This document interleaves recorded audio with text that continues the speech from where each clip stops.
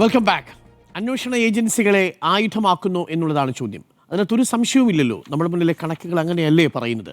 2014 ശേഷമുള്ള കണക്കുകൾ മാത്രം പരിശോധിച്ചാൽ അത് എത്രത്തോളം സത്യമുണ്ട് എന്ന് നമുക്ക് മനസ്സിലാവും. വളരെ ലളിതമായ രണ്ട് കാര്യങ്ങൾ ഞാൻ പറയാം. ഒന്ന്, കേസ് ഇട്ടതും അസറ്റ് കണ്ടുകിട്ടിയതും. കാര്യം എന്തുകൊണ്ടായിരിക്കും CJ റോയ് ആത്മഹത്യയുടെ വഴി തിരഞ്ഞെടുത്തത് എന്നുള്ളത് വളരെ പ്രധാനപ്പെട്ടതാണ്. ഞാൻ ആദ്യം കണക്ക് പറയാം. 2014 ശേഷം ED മാത്രം രജിസ്റ്റർ ചെയ്ത കേസുകളുടെ കണക്ക് നമ്മൾ പരിശോധിക്കുകയാണെങ്കിൽ 5155 കേസുകളാണ് രജിസ്റ്റർ ചെയ്തിരിക്കുന്നത്.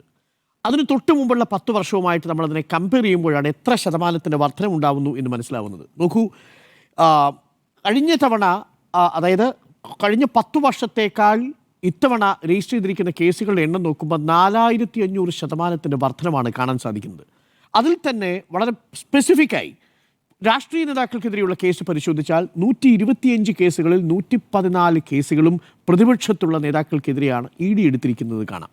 ഏകദേശം സമാനമായ ട്രാക്ക് റെക്കോർഡാണ് IT-ക്കുള്ളത്. നോക്കൂ, ഇലക്ട്രൽ ബോണ്ട് കൊടുത്ത ഒരു ഏജൻസിയുടെയും വീട്ടിൽ IT-യുടെ റെയ്ഡ് നടന്നതായിട്ട് നമുക്കറിയില്ല. മാത്രവുമല്ല, ഇലക്ട്രൽ ബോണ്ടിൽ ഏറ്റവും കൂടുതൽ സംഭാവനകൾ നൽകിയ ഒരു പ്രധാനപ്പെട്ട ഏജൻസി രാജ്യവ്യാപകമായി ദേശീയപാത നിർമ്മാണത്തിലെ പ്രധാനപ്പെട്ട കൺസ്ട്രക്ഷൻ ഏജൻസിയാണെന്ന് മാത്രമല്ല, ആ ഏജൻസിയെ പലതവണ ബ്ലാക്ക് ഔട്ട് ചെയ്യേണ്ട സാഹചര്യം ഉണ്ടായിട്ടും ചെയ്തിട്ടില്ല എന്നുള്ളതാണ്. കേരളത്തിലെ ഹൈവേയിൽ ആദ്യത്തെ പ്രധാനപ്പെട്ട വടക്കേ ഇന്ത്യയിലെ ഒരു റീച്ച് ഈ ഏജൻസിയാണ് നിർമ്മിക്കുന്നത്. എന്നിട്ടും ആ ഏജൻസിക്കെതിരെ നടപടി ഉണ്ടായിട്ടില്ല. ഒരു IT പോയിട്ടില്ല, ഒരു ED പോയിട്ടില്ല. എന്തിനേറെ വീഴ്ച വരുത്തിയതിന് ആ ഏജൻസി ഇതേവരെ കരിമ്പട്ടികയിൽ പോലും പെടുത്തിയിട്ടില്ല നാഷണൽ ഹൈവേ അതോറിറ്റി എന്നുള്ളതാണ്. ഇതാണ് അവസ്ഥ. ഇനി എങ്ങനെയാണ് കേസുകൾ രജിസ്റ്റർ ചെയ്യുന്നത്? നോക്കൂ, ED മാത്രം രജിസ്റ്റർ ചെയ്ത കേസുകളിൽ എത്ര ഇടങ്ങളിൽ റെയ്ഡ് നടത്തി എന്നുള്ളതിൻ്റെ കണക്കുകളുണ്ട്. കഴിഞ്ഞ 10 വർഷം 2014 മുതൽ 2024 വരെയുള്ള വർഷങ്ങളിൽ 7264 ഇടങ്ങളിലാണ് റെയ്ഡ് നടന്നത്. എന്നാൽ അതിന് തൊട്ട് മുമ്പുള്ള 10 വർഷം 84 റെയ്ഡുകളാണ് ED മാത്രം നടത്തിയത്. എന്ന് പറഞ്ഞാൽ 86 ടൈംസ് 86 മടങ്ങാണ് കഴിഞ്ഞ 10 വർഷം കൊണ്ട് ED നടത്തിയ പ്രധാനപ്പെട്ട സെർച്ചുകൾ. എന്നിട്ട് അറ്റാച്ച്മെൻറ്റുകൾ എത്ര നടത്തിയെന്നറിയാമോ? അതായത് ഈ സെർച്ച് നടത്തുക മാത്രമല്ല, അവിടെ നിന്ന് പ്രതികളെന്ന് സംശയിക്കുന്നവരുടെ അസറ്റുകൾ കണ്ടുകിട്ടും ED. 26 മടങ്ങാണ് 2005 മുതൽ 2014 അപേക്ഷിച്ച് 2014 മുതൽ 2025 വരെയുള്ള 10 വർഷക്കാലം അസറ്റുകൾ കണ്ടുകിട്ടിയത്. 785 പേരുടെ ഏകദേശം 1,21,618 കോടി രൂപയുടെ അസറ്റുകളാണ് കണ്ടുകിട്ടിയത്. എന്നിട്ട് ഈ അസറ്റുകൾ എന്തെങ്കിലും സർക്കാരിലേക്ക് കൊടുത്തിട്ടുണ്ടോ? ഈ അസറ്റുകൾ കണ്ടുകിട്ടിയ 785 പേരിൽ എത്ര പേരെ ശിക്ഷിച്ചു എന്നറിയാമോ പ്രിയപ്പെട്ട പ്രേക്ഷകരെ? 0.03%. 0.03% മാത്രം കൺവിക്ഷൻ റേറ്റ് ഉള്ള ഒരു ഏജൻസിയാണ് ED എന്ന് പറയുന്നത്. എന്ന് പറഞ്ഞാൽ ഈ കണ്ടുകെട്ടിയവരുടെ സ്വത്തുക്കൾ എന്ത് ചെയ്യും? ഇവിടെയാണ് എൻ്റെ പ്രധാനപ്പെട്ട വിഷയം. 1,21,000-ലധികം ലക്ഷം കോടി രൂപയുടെ സ്വത്തുക്കൾ കണ്ടുകെട്ടുമ്പോൾ ആ സ്വത്തുക്കൾ ഉപയോഗിച്ച് ബിസിനസ് നടത്തിയിരുന്ന ആളുകളുടെ അവസ്ഥ എന്താണെന്ന് നിങ്ങളൊന്ന് ആലോചിച്ച് നോക്കൂ.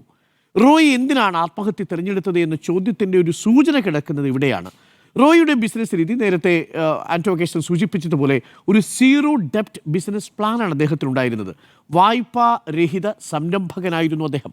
അങ്ങനെ ഇത്രത്തോളം റിയൽ എസ്റ്റേറ്റ് ബിസിനസ് നടത്തുന്ന ഒരാൾ ഇന്ത്യയിലുണ്ടോ എന്ന കാര്യത്തിൽ സംശയമാണ്. നമ്മൾ നോക്കിക്കഴിഞ്ഞാൽ പോലും ഏത് സാമ്പത്തികവുമായി ബന്ധപ്പെട്ട ബിസിനസ്സുമായി ബന്ധപ്പെട്ട വെബ്സൈറ്റ് പരിശോധിച്ചാൽ പോലും സീറോ ഡെപ്റ്റ് ഇൻവെസ്റ്റ്മെൻറ്റ് പദ്ധതി എന്ന രീതിയിലാണ് കോൺഫിഡൻസ് ഗ്രൂപ്പിനെ അറിയുന്നത് തന്നെ.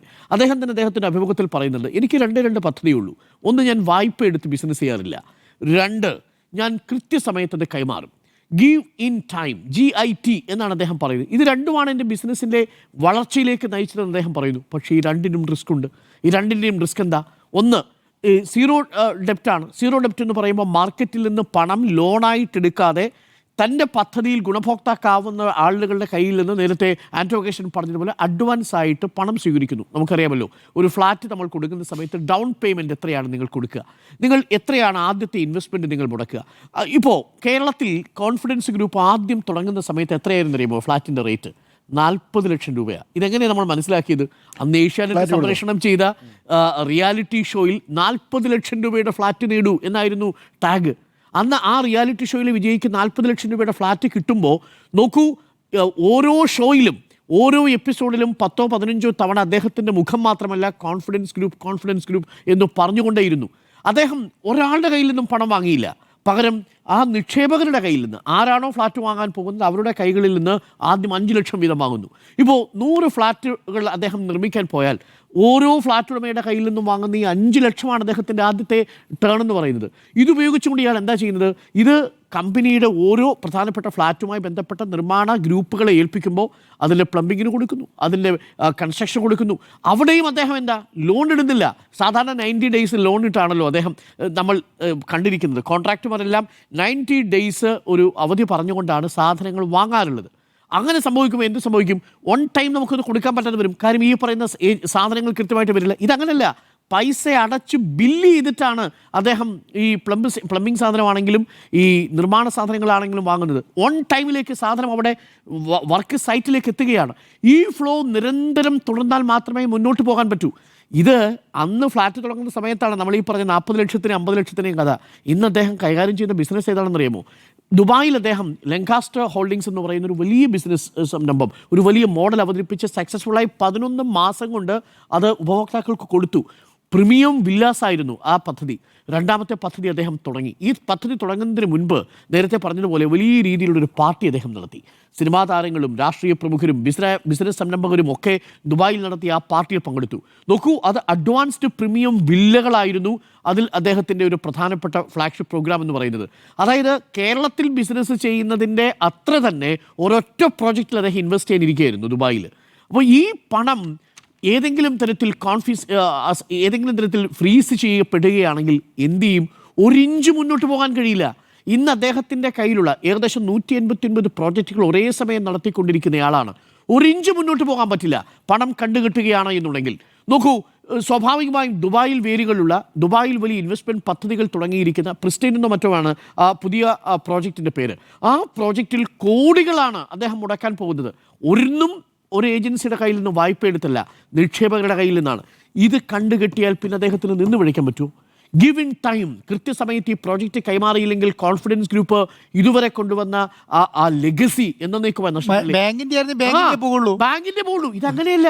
ഇത് സ്വന്തം ആർക്കാണോ കൈമാറേണ്ടത് ആ കൈമാറേണ്ട ആളുകളുടെ പണമാണ് അദ്ദേഹത്തിൻ്റെ കൈകളിലിരിക്കുന്നത്. ഇന്നേ വരെ ഒരു ഇൻവെസ്റ്ററും ഒരു ഗുണഭോക്താവും ഒരു ക്ലയൻറ്റും കോൺഫിഡൻസ് ഗ്രൂപ്പിനെ കുറിച്ച് പരാതി പറഞ്ഞതായിട്ട് നമ്മൾ കേട്ടിട്ടില്ല. നമുക്കൊരു വാർത്ത ചെയ്യേണ്ടി വന്നിട്ടില്ല. നമ്മൾക്ക് വാർത്ത ചെയ്യേണ്ടി വരാത്തതിൻ്റെ കാരണം അതാണ്. അതുകൊണ്ട് ഒരു വല്ലാത്തൊരു അവസ്ഥയിലേക്ക് കൊണ്ട് എത്തിച്ചിരിക്കുകയാണ്. ഇങ്ങനെ വരിഞ്ഞെത്തിക്കുമ്പോൾ രക്ഷപ്പെടാൻ ഒരുപാട് മാർഗം അദ്ദേഹത്തിന് മുന്നിലുണ്ടായിരുന്നു. ഇലക്ട്രൽ ബോണ്ടിൽ അദ്ദേഹത്തിന് ഒരു 10-500 കോടി മുടക്കിയിരുന്നെങ്കിൽ ഈ IT അവിടെ എത്തില്ല എന്നുള്ളത് വളരെ വ്യക്തമല്ലേ? മേഘ ഏജൻസീസിൻ്റെ വീട്ടിലേക്ക് എന്താ IT പോകാത്തത്? എന്താ മേഘ കൺസ്ട്രക്ഷൻസിനെ കരിമ്പട്ടികയിൽപ്പെടുത്താത്തത്? വീഴ്ച വരുത്തുന്ന ഘട്ടത്തിലും ഇലക്ട്രൽ ബോണ്ടിലെ വലിയ കോൺട്രിബ്യൂട്ടറായിട്ട് മാറി. പക്ഷേ അദ്ദേഹം വളരെ ക്ലീനായി നീറ്റായി ബിസിനസ് നടത്തിയ മനുഷ്യനാണ് എന്നാണ് ഞാൻ മനസ്സിലാക്കുന്നത്. പക്ഷേ സ്വാഭാവികമായും വിദേശത്ത് നിന്ന് പണം കൊണ്ടുവരുന്ന കാര്യത്തിലേക്ക് ഏതെങ്കിലും തരത്തിൽ ചട്ടവിരുദ്ധമായ ചില കാര്യങ്ങൾ നടന്നിട്ടുണ്ടെങ്കിൽ അതിൻ്റെ പേരിൽ ഈ അക്കൗണ്ട് ഫ്രീസ് ചെയ്യുക എന്നുള്ളതാണ്. നമ്മുടെ മുമ്പിലുള്ള ചില ആളുകളുടെ പേരുകൾ കൂടി പറയാം. ഇതിനേക്കാൾ ഗുരുതരമായ ആരോപണമാണ്, കറപ്ഷനാണ് ഉന്നയിച്ചിരുന്നത്. ആരുടെ പേരിലാണെന്നറിയാമോ? ഈ ഛഗൻ ഭുജ്ബലിൻ്റെ പേരിൽ കറപ്ഷൻ ഉന്നയിച്ച ആളാണ് അജിത് പവാറാണ് അന്ന് ഉന്നയിക്കുന്നത്. പക്ഷേ ഒടുവിൽ ഛഗൻ ഭുജ്ബൽ എങ്ങോട്ട് പോയി? നേരെ പോയി BJPയിലേക്ക്. അന്ന് PWD മിനിസ്റ്റർ ഛഗൻ ഭുജ്ബൽ. ആ ഛഗൻ ഭുജ്ബലിനെതിരെ ആരോപണം ഉന്നയിച്ച അജിത് പവാറും BJPയിലേക്ക് പോയി, ഛഗൻ ഭുജ്ബലും BJPയിലേക്ക് പോയി. രണ്ടുപേരുടെ പേരിലും ഇപ്പോൾ കേസുകളില്ല എന്നുള്ളതാണ്. ഹിമന്ത ബിശ്വ ശർമ്മ ശാരദ ചിട്ട് ഫണ്ടുമായി ബന്ധപ്പെട്ട കോടികളുടെ ആക്ഷേപം നേരിട്ടു. BJP തന്നെ അന്ന് ഈ ഹിമന്ത ബിശ്വ ശർമ്മയെ മുൾമുനയിൽ നിർത്തി. ഹിമന്ത ബിശ്വ ശർമ്മ ഒരു സുപ്രഭാതത്തിൽ നേരെ BJP ക്യാമ്പിലേക്ക് പോയി. ഈ ഹിമന്ത ബിശ്വ ശർമ്മയുടെ പേരിലുള്ള കേസ് ഡ്രോപ്പ് ചെയ്യപ്പെട്ടു. കേസുകൾ ഓരോന്നായിട്ട് എടുത്ത് പറഞ്ഞാൽ റാണീന്ദർ സിംഗ് കോൺഗ്രസിൽ നിന്ന് BJPയിലേക്ക് 2021 പോകുമ്പോൾ 500 കോടിയിലധികം രൂപയുടെ ഒരു ED കേസിൽ ട്രാപ്പ് ചെയ്യപ്പെട്ട് കിടക്കുന്ന കേസിലാണ്. നോക്കൂ, നേരെ BJPയിലേക്ക് പോകുന്നു. വാഷിംഗ് മെഷീൻ ഓണാവുന്നു. ഹിമന്ത ബിശ്വ ശർമ്മയെ പോലെ റാണീന്ദർ സിംഗിനില്ല, യാമിനി മാധവിനില്ല. ഭാവനി ഗാവ്ലി ശിവസേനയിൽ നിന്ന് NDയിലേക്ക് പോകുന്നു 2022. പ്രഫുൽ പട്ടേൽ NCPയിലേക്ക് പോകുന്നു 2023. കേസുകളെല്ലാം അവിടെ വെച്ച് അവസാനിക്കുന്നു. മുകുൾ റോയ് തൃണമൂൽ കോൺഗ്രസിൽ നിന്ന് നേരെ BJPയിലേക്ക് പോകുന്നു. കേസുകൾ അവസാനിക്കുന്നു. അശോക് ചവാൻ, നോക്കൂ, വലിയൊരു കേസായിരുന്നല്ലേ ആദർശ് ഫ്ലാറ്റ് കുംഭകോണം എന്നുള്ളത്. ആദർശ് ഫ്ലാറ്റ് കുംഭകോണത്തിലുള്ള അശോക് ചവാനെ ഒടുവിൽ രാജ്യസഭയിലേക്ക് അയക്കുകയാണ് ചെയ്തത്. എന്നിട്ട് ആ കേസ് ഇപ്പോൾ എവിടെയെന്ന് ചോദിക്കുമ്പോൾ ഇല്ല എന്ന് നമ്മൾ സൈനികരുടെ അവരുടെ ഫ്ലാറ്റുകളാണ്. അതായത് വിധവകൾക്ക് വേണ്ടിയിട്ടുള്ള വീരമൃത്യു വരിച്ച സൈനികരുടെ പേരിലുള്ള ഫ്ളാറ്റ് തട്ടിപ്പ് നടത്തിയ ആൾക്കെതിരെ കേസ് വന്നിട്ട് ആ കേസിൽ നിന്ന് രക്ഷപ്പെടാൻ വേണ്ടി NDA ക്യാമ്പിലേക്ക് ഓടിക്കയറുന്ന സാഹചര്യം ഉണ്ടാവുന്നു. അപ്പോൾ ഒടുവിൽ സാബു ജേക്കബിന്റെ കഥ നമ്മളിപ്പോൾ പറഞ്ഞതല്ലേ. EDയുടെ ഇൻകം ടാക്സിന്റെ നോട്ടീസ് വരുന്നു, EDയുടെ നോട്ടീസ് വരുന്നു, ഒന്നിലധികം തവണ നോട്ടീസ് വരുന്ന ഘട്ടത്തിൽ നേരെ NDയിലേക്ക് പോകുന്നു. സ്റ്റോപ്പാവാണ് അവിടെ ED എൻക്വയറി എന്നുള്ളത്. ഇതാണ് നമ്മുടെ നാട്ടിൽ സംഭവിച്ചുകൊണ്ടിരിക്കുന്നത്. അതുകൊണ്ടാണ് ഞാൻ ഈ കേസുകൾ പറഞ്ഞത്. ആ ഏജൻസികളെ ഉപയോഗിച്ചാണ് വേട്ടയാടുന്നത്. നിർഭാഗ്യവശാൽ നമ്മുടെ റോയിക്ക് കോൺഫിഡൻസ് ഗ്രൂപ്പ് എന്ന് പറയുന്ന ഒരു വലിയ ബിസിനസ് സംരംഭമേ ഉണ്ടായിരുന്നുള്ളൂ.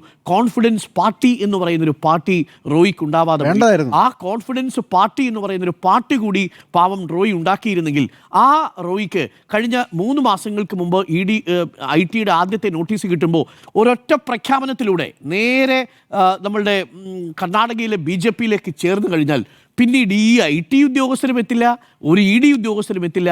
അങ്ങനെ നിർഭാഗ്യവശാൽ NDA ക്യാമ്പിലേക്ക് ചേക്കേറാൻ ഒരു രാഷ്ട്രീയ പാർട്ടി ഇല്ലാതെ പോയി നമ്മളുടെ റോയിക്ക് എന്നുള്ളതാണ് മനസ്സിലാക്കുന്നത്. സ്വാഭാവികമായും ചട്ടലംഘനങ്ങളൊക്കെ അവിടെ നടന്നിട്ടുണ്ടാകും. ബിസിനസ് സംരംഭങ്ങളിലൊക്കെ ഇത് സ്വാഭാവികമാണ്. നോട്ടീസ് കൊടുത്ത് അത് ഒന്നുകിൽ ഇത് കോമ്പൗണ്ട് ചെയ്ത് ഏതെങ്കിലും തരത്തിൽ ഫൈൻ അടച്ചൊക്കെയാണ് ഈ ബിസിനസ്സുകാർ മുന്നോട്ട് പോകുന്നത്. GST ആണെങ്കിലും ശരി, ED ആണെങ്കിലും ശരി. നോക്കൂ, ഇവിടെ EDയും ഇൻകം ടാക്സും എത്തുന്നത് 3 പ്രധാനപ്പെട്ട ഡ്രാക്കോണിയൻ നിയമങ്ങളുടെ പശ്ചാത്തലത്തിലാണ്. ഒന്ന് PMLA. പ്രശ്നം എന്താ? ECIR ഇട്ട് കഴിഞ്ഞാൽ, ഏതെങ്കിലും ഒരു ഒഫൻസിൻ്റെ പേരിൽ ഒരു ECIR ഇട്ട് കഴിഞ്ഞാൽ പുറത്തു വരണമെന്നുണ്ടെങ്കിൽ മറ്റെല്ലാ കേസുകളിൽ നിന്നും വ്യത്യസ്തമായി ഇവിടെ നിങ്ങൾ തെളിവ് കൊടുക്കേണ്ടി വരും. അതാണ് ECIRൻ്റെ പ്രത്യേകത. മറ്റേതങ്ങനല്ല.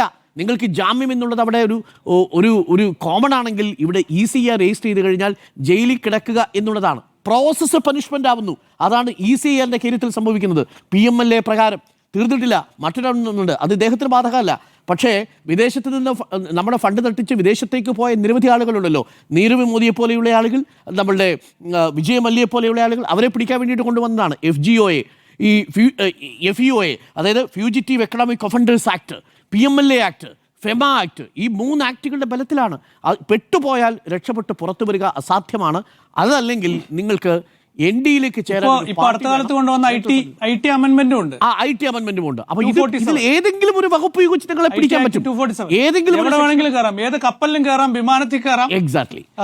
അതാണ് ഇവിടെ നടന്നുകൊണ്ട് ഡിവൈസും പിടിച്ചെടുക്കാം. ഡിവൈസിലുള്ള ഡാറ്റ മുഴുവൻ അവർക്ക് നോക്കാൻ സാധിക്കും എന്നുള്ളതാണ്. അപ്പൊ അതുകൊണ്ട് ഇക്കാര്യത്തിൽ സംഭവിച്ചിരിക്കുന്നതും അത് തന്നെയാവാനാണ് സാർ. ഒരു വിവരം കൂടെ വരുന്നുണ്ട്. ഈ IT റെയ്ഡിൽ പങ്കെടുത്ത ഒരു ഉദ്യോഗസ്ഥന്റെ വളരെ അടുത്ത ബന്ധു 2016 ഒരു IT റെയ്ഡിൽ വാർത്തകൾ നിറഞ്ഞതെന്നാണ്. മിക്കവാറും അടുത്ത ദിവസം വാർത്തയുടെ കൂടുതൽ വിശദാംശങ്ങൾ പുറത്തു വരും.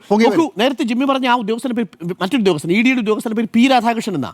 P. രാധാകൃഷ്ണൻ ഇപ്പോൾ എവിടെയാ? P. രാധാകൃഷ്ണൻ എങ്ങനെയാണ് വാർത്തകളിൽ നിറഞ്ഞു നിന്നത്? നയതന്ത്ര സ്വർണ്ണക്കടത്തുമായി ബന്ധപ്പെട്ട കേസുകളിൽ കൃത്യമായ മാധ്യമങ്ങൾക്ക് ഓരോ വിവരവും എത്തിച്ചുകൊണ്ടിരുന്നു. ശിവശങ്കരനെ ചോദ്യം ചെയ്ത ആളാണ് ഈ P. രാധാകൃഷ്ണൻ.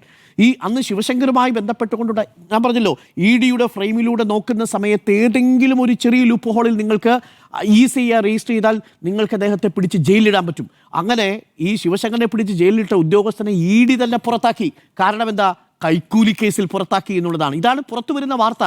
അപ്പോൾ P. രാധാകൃഷ്ണന്റെ കാര്യത്തിൽ സംഭവിച്ചതുപോലെ ഒരുപക്ഷെ നമ്മളിനി കേൾക്കാൻ പോകുന്നത് ഇപ്പോൾ ഈ കൃഷ്ണപ്രസാദിന്റെ പേരിലുള്ള അലിഗേഷൻസ് ഒരു പക്ഷേ വരും ദിവസങ്ങളിൽ കൂടുതൽ അലിഗേഷൻസ് വരാനുള്ള സാധ്യതയുണ്ട്. പക്ഷേ നഷ്ടപ്പെട്ടത് ആ കുടുംബത്തിന് മാത്രമല്ല, ബിസിനസ് സംരംഭകർക്കാണ്. കോൺഫിഡൻസ് ഗ്രൂപ്പ് എല്ലാത്തിലും റിസ്ക് എടുക്കാനുള്ള ധൈര്യമുണ്ട്. ഈ കാര്യത്തിൽ മാത്രം ആ ധൈര്യം എടുത്തില്ല എന്നുള്ളതാണ്. പോരാടണം, ഫൈറ്റ് ചെയ്യാതെ മറ്റു നിവൃത്തിയില്ല. ജയിലിൽ പോയാലും പോരാടുക എന്നുള്ളതാണ്. പക്ഷെ നിർഭാഗ്യവശാൽ റോയിക്ക് അത് സാധിച്ചില്ല. ഇന്നത്തെ കാലത്ത് അത് പ്രതീക്ഷിച്ച ബിസിനസ് ഇറങ്ങാൻ പാടുള്ളൂ. അപ്പോൾ ഏജൻസികൾ ആയുധമാണോ എന്ന ചോദ്യത്തിന് യെസ് എന്ന് തന്നെയാണ് 4 പേരുടെയും മറുപടി.